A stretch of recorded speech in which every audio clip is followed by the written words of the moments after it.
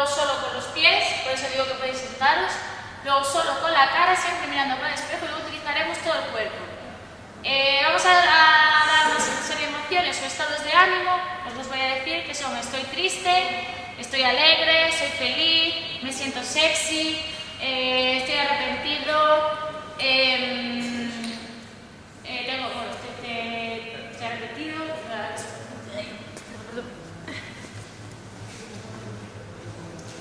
tengo sueño y tengo mucha rabia, ¿vale? Estoy enfadada. Os vamos a poner de fondo música, os vamos a poner fondo de música para que os motive, y vamos a utilizar solo primero las manos. Cuando diga pies, solo los pies, cara, solo la cara, y luego todo el cuerpo, ¿vale? ¿Parados?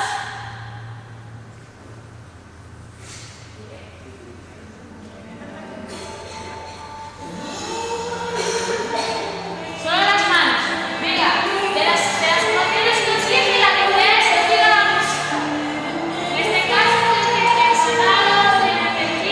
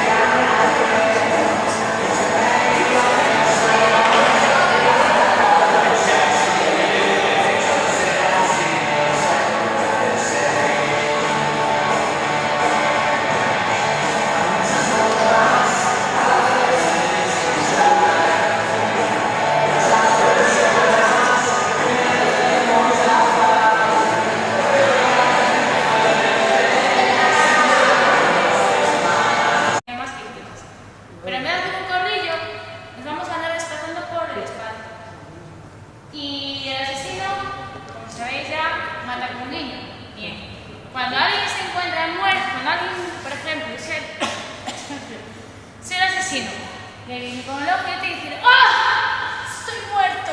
Todos los soldados sabían estoy muerto, un grito, lo que queráis. Y tenéis que hacer exageradamente que os morís.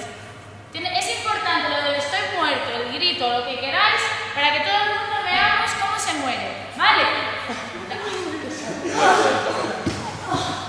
Cuidado.